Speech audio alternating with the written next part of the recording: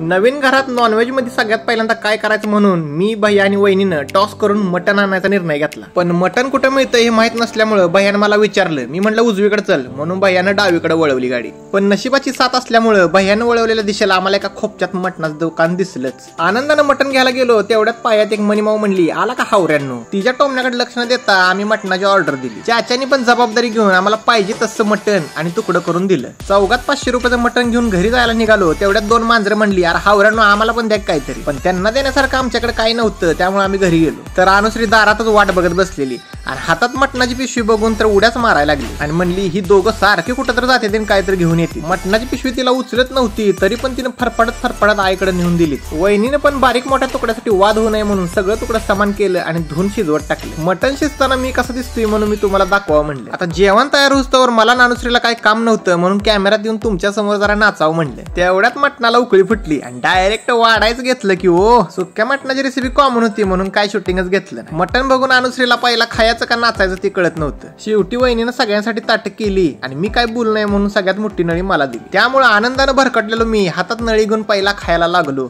आणि मस्तपैकी tasty dinner family सोबत भारी झाला।